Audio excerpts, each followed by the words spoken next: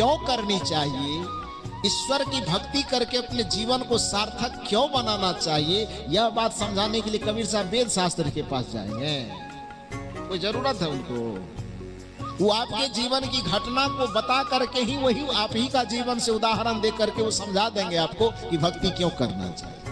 और कैसे समझाया, बस एक उदाहरण दे करके फिर मैं अपनी वाणी को थोड़ा समेटता हूं। क्या उदाहरण दिया? एक बार इसी छोटी नाकी से 10-5 महिला इस रास्ते से जा रही थी। अब छोटी नाकी से जा रही थी कि नहीं जा रही थी, लेकिन मान लीजिए जा रही थी। हाँ, मानने में कोई दिक्कत नहीं। तो रास्ते से जा रही थी। रास्ते चलते चलते जिस रास्ते से महिलाओं की मंडली जा रही थी, संजोग से उसी रास्ते से कबीर साहब अपनी संत मंडली के साथ जा रहे थे। हमसे भेंट हुई थी महादेव स्थान में कबीर साहब से, इसीलिए हम आपको बात बता रहे हैं। गवाही में ये दोनों को ले लीजिए।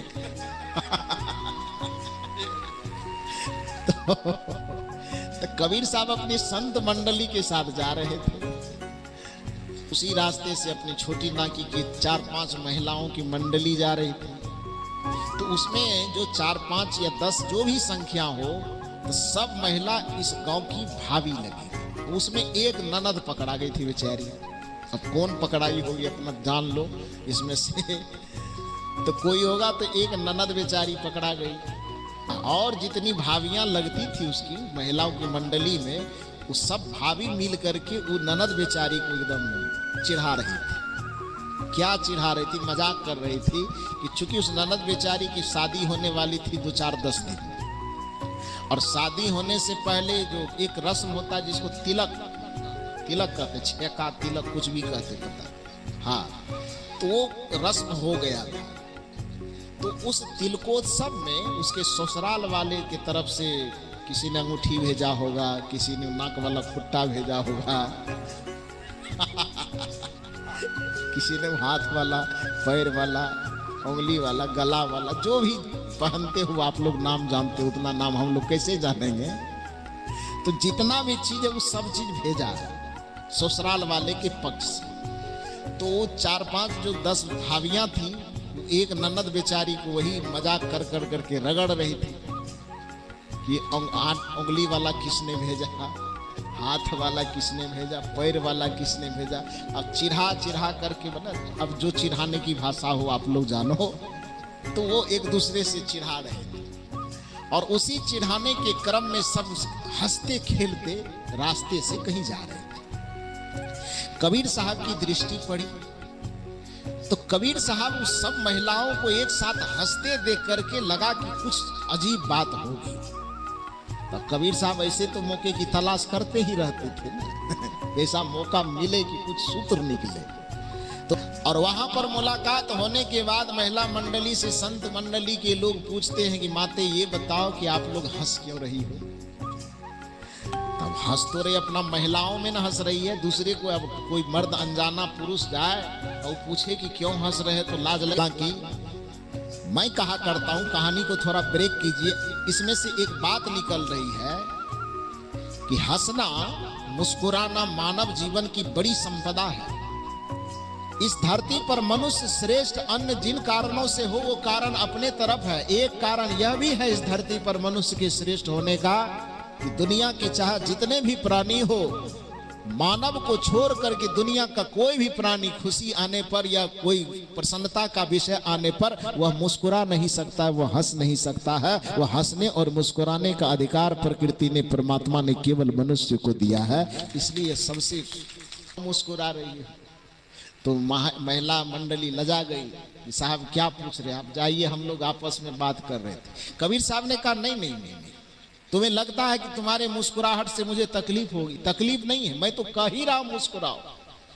शिक्षा तो हमारे महापुरुषों ने यही दिया है कि फूलों से नित हंसना सीखो, भौरों से नित गाना, तरु की झुकी डालियों से सीखो शीश झुकाना, दूध तथा पानी से सीखो मिलना और मिलाना, सीख हवा के झोंकों से ले कोमल भाव बहाना। दुनिया को तो यही सिखाया गया कि फूल इसलिए महत्वपूर्ण है क्योंकि वह दुनिया को तो है जो हंस रहा है, कोई तो है जो आपस में खिलखिला रहा है, तो आपको खिलते मुस्कुराते देख करके मुझे अच्छा लगा, इसीलिए मैं पूछ रहा हूं आपसे कि आप लोग क्यों हंस रहे हैं। तो एक तो संत हैं और उसमें भी कबीर साहब कह के हम बताओ, कबीर साहब से कहा गया कि हम लोग जो हंस रहे हैं बाबा, इसमें जो है एक ठो मेरी ननद है और जो बाकी जितनी महिलाएं हैं सब उसकी भाभी लगेगी। तब ननद भाभी का रिश्ता तो हंसी मजाक वाला होता ही है, और उसमें भी संजोग ऐसा लग गया है कि 10 दिन के बाद इसकी शादी होने वाली है।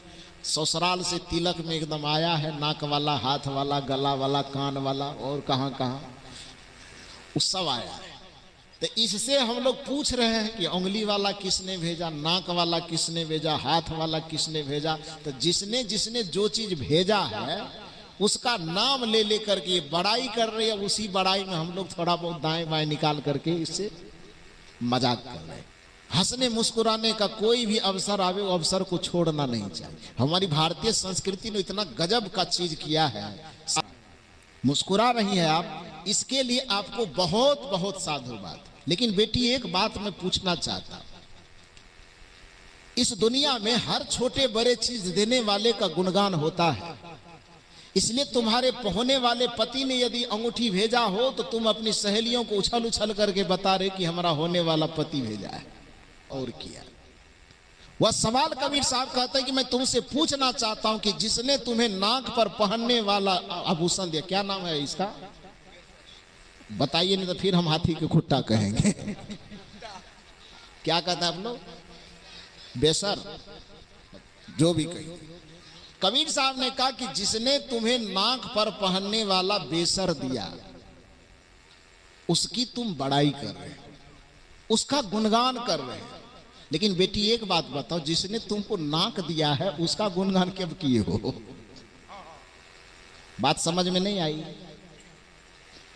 जिसमें नाक पर, जिसने नाक में पहनने वाला आभूषण गिफ्ट किया सोना का, उसकी बड़ाई में सुबह शाम दोपहर एकदम लंबी चौड़ी हाँक रही हो, खुशियां मना रही हो, अपने सब सखी सहेली रिश्ते नाते को बता रही हो, ये तो अच्छी बात है। क्योंकि जिसने दिया है तो देने वाले का तो गुणगान होना ही चाहिए। तो जिसने नाक में पहनने वाला वो बेसर दिया, जो नथिया दिया, जो पता नहीं उसका और क्या क्या अलग नाम है, जो वो दिया, तो उस नाक पर पहनने वाला जो गहना दिया उसकी बड़ाई तो तुम इतनी ज्यादा हाँक रही हो। लेकिन जिस परमात्मा ने तुम्हें नाक दिया उसकी बड़ाई कब हाँकोगी, उसका गुणगान कब करोगी, जरा ये